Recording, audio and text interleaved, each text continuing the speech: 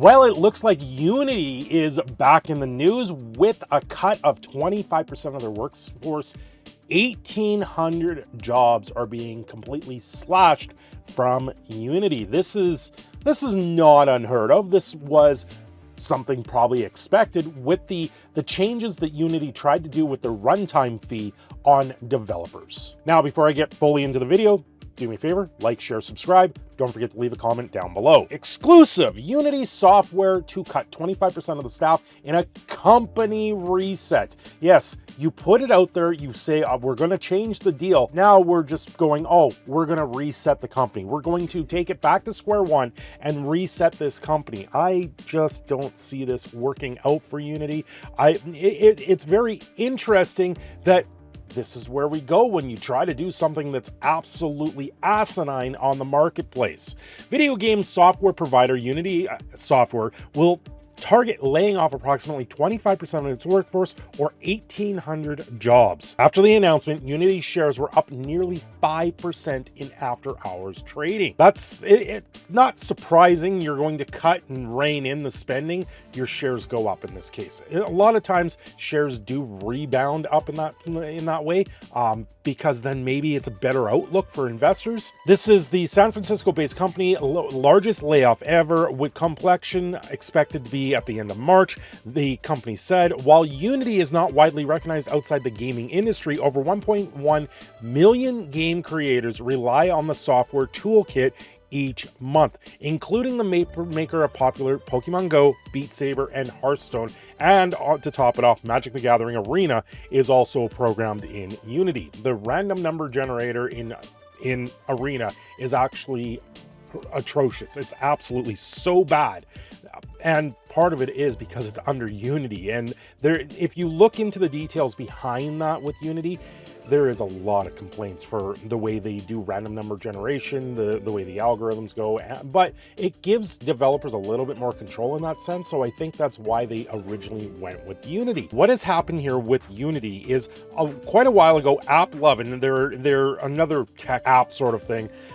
They tried to make a bid for Unity. They tried to buy them out, and now they might be looking at repurchasing them again as their stocks went down previous of the layoffs. Now that they've gone up, it's hard to say where they're going to be. AppLovin is also a tool if you wanted to switch from Unity over to Unreal or Godot, which is absolutely hilarious. These guys, their bid was denied. Unity said, no, we're not going to take your bid. It was billions of dollars, and it was a way over market share at that point. But they just said no. Unity decided to go with this other model, thinking that they could just pull one over on game developers. You had game developers like the ones that made Call to the Lamb say, we're going to end this game sales completely, because the runtime fee that they were putting on there, pretty much if you gave the game away for free, you ended up having to pay Unity to give it away for free, which is, it's absolutely ridiculous. I'm paraphrasing here a little bit. I have done many videos on the Unity situation, so do check out the playlist if you want to be caught up to speed. AppLovin attempt to acquire Unity last year turned sour when Unity opted for a merger with rivals Iron Source. Iron Source is also known for making a malware in the past, or one that was recognized as malware, for an add-on into their programming. Unity, this is one of the other fears with Unity, where they're getting all these data, because with the real-time fees that they were trying to do, a lot of the question behind that was, how does the software work? How are they going to know what is a real sale, what is a fake sale, what is a reinstall, and things like that? And they were saying right down to the base model of Unity, they could tell. And in a lot of ways, there's a lot of red flags there if there's something built into these things. I know back in the day, a long time ago with Magic the Gathering Arena, there was a malware style thing that originally was built into the program, and some outcry actually got it removed from Arena. So you gotta really wonder these little details that have gone down the lines. The dots are kind of connecting here when it comes to Unity, and what might be in the back end of Unity. There's the runtime stuff, apps in Unity that help you monetize the games you make, and it shows you these analytics, but some of it might not be something you want on your computer system at this point. So this is where App11 has stepped in, and they're now making a tool where you can just use ChatGTP to completely transfer from Unity over to Unreal or Godot, which is something that's absolutely amazing in that sense. Now, with the ongoing shockwave of Unity's unpopular introduction to the runtime fee for users, it looks like App11 is seeking to have the last laugh. This was back in September 2023. I actually missed this part of the details. The company has helpfully announced a free tool which uses ChatGPT in order to migrate Unity projects away from Unity and move them to Godot or Unreal Engine. Should anyone be wanting to do such a thing now?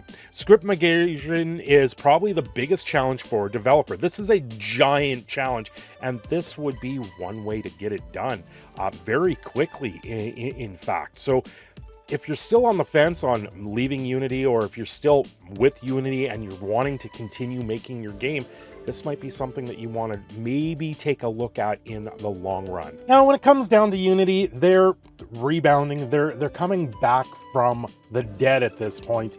And unfortunately, the restructuring is costing those jobs. Will Unity still be one of the leading engines out there on the marketplace for these things? It's tough to say. It's very tough to say where Unity is going to lie at this point. They have a direction forward now, and hopefully they've learned from not messing with the marketplace so much, and maybe they have a future still. It'll be tough to see what's going on within the gaming industry, which is being riddled with layoffs, riddled with restructuring across the board on a lot of places.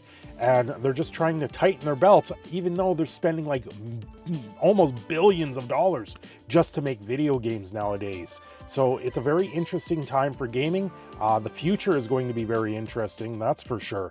And hopefully Unity is maybe something that can be used again, but I would be very wary on stuff going forward, especially when they're laying off most of their laying off a quarter of your company. That's a massive gut to the company, and that's going to take time for things to change.